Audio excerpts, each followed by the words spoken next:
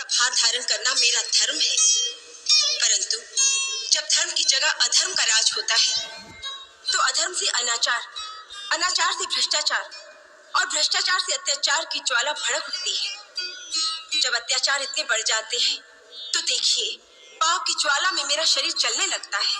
प्रभु, मेरी रक्षा कीजिए। पृथ्वी त्राही त्राही कर रही है करुणा निधान। जब वो अभिमानी चलता है तो ऐसा प्रतीत होता है मानो धरती को अपने पैरों तले कुचल रहा। असुरों के आतंक से धर्मशील जनता चीत्कार कर रही है। उसके सैनिक लोगों को त्रास दे रहे हैं, राक्षस साधुजनों का खून पी रहे हैं। प्रभु, आज अबलाओं की लाज और मानव की मानवता को बचाने वाला कोई नहीं रहा। आज वो अवस्था आ गई है, यदि कोई धर्म और सत्य के रास्ते पर चलने की कोशिश करे तो वो जीवित नहीं रह सकता। आज हर प्राणी पाप और भ्रष्टाचार के रास्ते पर चलने को विवश किया जा रहा है। जब ऐसी अवस्था आ जाए तो सत्य की रक्षा के लिए किसी महान शक्ति का अवतार लेना आवश्यक हो जाता है। सच्चिदानंद। देवाधिदेव प्रणाम। हे सर्वेश्वर, आपने जो कर्म का विधान बनाया है उसके अनुसार जो भी श्रम करेगा, परिश्रम करेगा, तपस्या करेगा, उसे शक्ति अवश्य प्राप्त होगी। उसी विधान को निभाना आपका कर्तव्य है। प्रभु, धरती पर जब भी कोई जालिम प्राणी मात्र को अपने चरणों में झुकने पर मजबूर कर देता है तो एक सच्चा इंसान उसके सामने झुकने से इनकार कर देता है, क्योंकि उसे विश्वास होता है कि ऊपर कोई शक्ति है जो उसके साथ न्याय करेगी, उसकी रक्षा करेगी।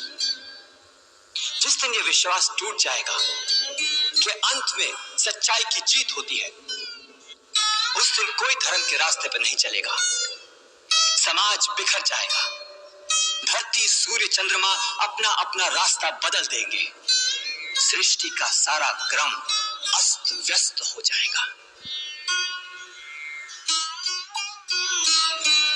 देवगुरु बृहस्पति ठीक कहते हैं प्रभु। यही वो समय है जब ईश्वर का अवतार लेना आवश्यक होता है।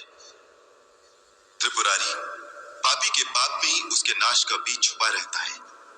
जो रावण यह समझता है कि उससे बढ़कर कोई शक्ति नहीं रही, उसका नाश भी उसी अहंकार में छुपा हुआ है। उस अहंकार के कारण उसने वरदान मांगते समय मनुष्य और वानर के हाथों न मरने का वरदान नहीं मांगा था। जिस मानव को वह कीड़े मकोड़ों की तरह तुच्छ समझता है, उसी सामान्य मानव के रूप में मैं अवतार लेकर उसका मान भंग करूंगा। हम अपनी कलाओं सहित अयोध्या नरेश दशरथ के घर में जन्म लेंगे और असुरों के अत्याचारों से पृथ्वी की रक्षा करेंगे, ताकि धरती पर जहां भी लोग सत्य और धर्म का साथ दें, वहां उन्हें एक ही विश्वास हो कि अंत में सच्चाई की जय होगी। सारी सृष्टि में एक ही जय घोष गूंजेगा, सत्यमेव जयत्यमेव जय, सत्यमेव जयत्यमेव जयत्य, सत्यमेव जयत्यमेव जयत्यमेव, सत्यमेव जयत्यमेव जयत्यमेव, सत्यमेव जयत्यमेव जय, सत्यमेव जयत्यमेव जयत्य, सत्यमेव। प्रसीद मम भास्कर दिवाकर नमस्तुभ्यं, प्रभाकर नमोस्तुते।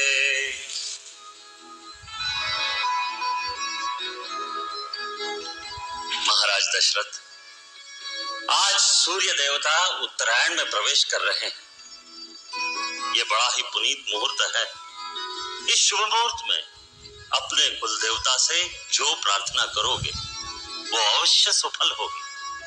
गुरुदेव, आपके आशीर्वाद से अपार वैभव, सुख, समृद्धि, कीर्ति सब कुछ है, परंतु एक ही कमी है जो हमें व्याकुल किए रहती है।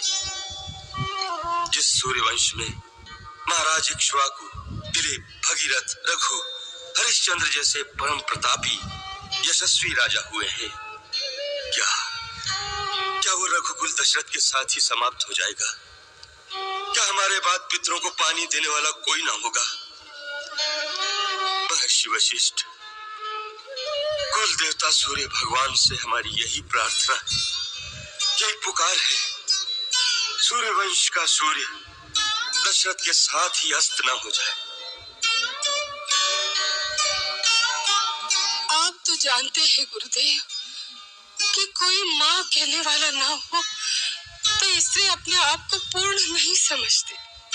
एक माँ के हृदय का आंगन जब तक सूना रहेगा गुरुदेव, तब तक संसार के सारे सुख वैभव इन महलों के खालीपन को कभी नहीं भर सकते। आप तो त्रिकालदर्शी हैं गुरुदेव, हमारे मन की व्यथा तो आप जानते ही हैं। महारानी कौशल्या, देवी कैकेयी, देवी सुमित्रा, आप निराश न हो।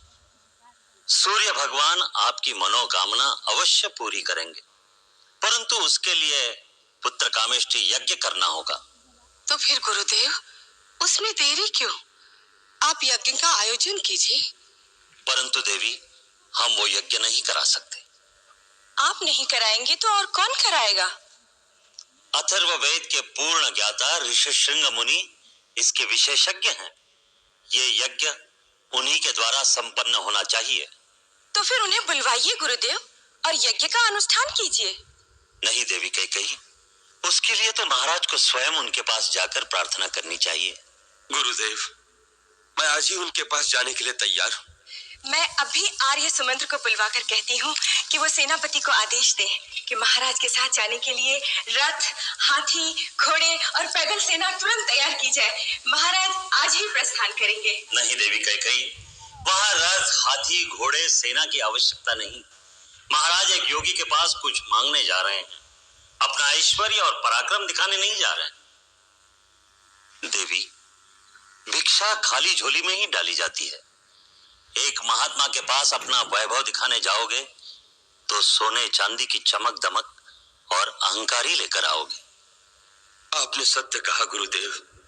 ऋषिशृंग मुनि के द्वार पर राजा दशरथ नहीं, भिक्षुक दशरथ नंगे पांव जाएगा। आशीर्वाद दीजिए। तुम्हारी मनोकामना सफल होगी राजन।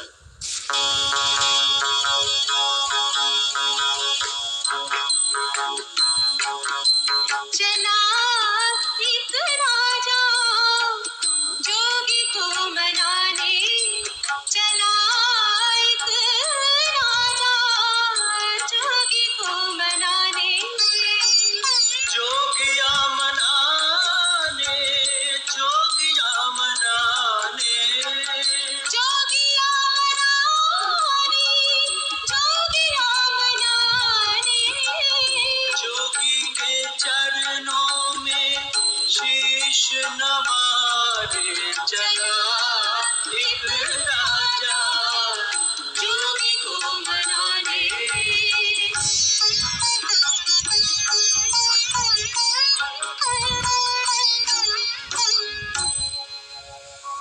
आंसू से पग धोए धोए, हर भांति मनावे राजा। हुए प्रसन्न तथास्तु कहा, फिर यज्ञ कर्म शुभ साजा।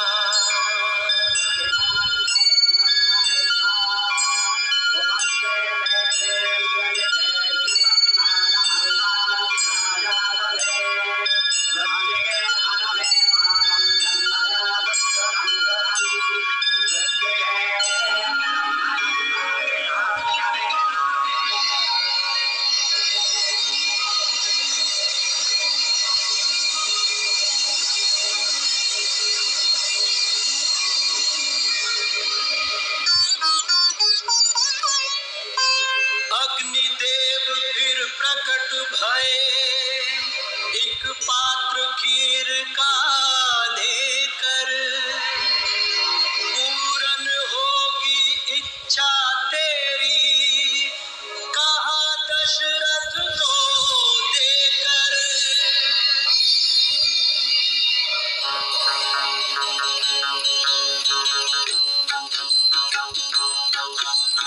खीर का भाग राजा ने कौशल्या को दीना, दूजा भाग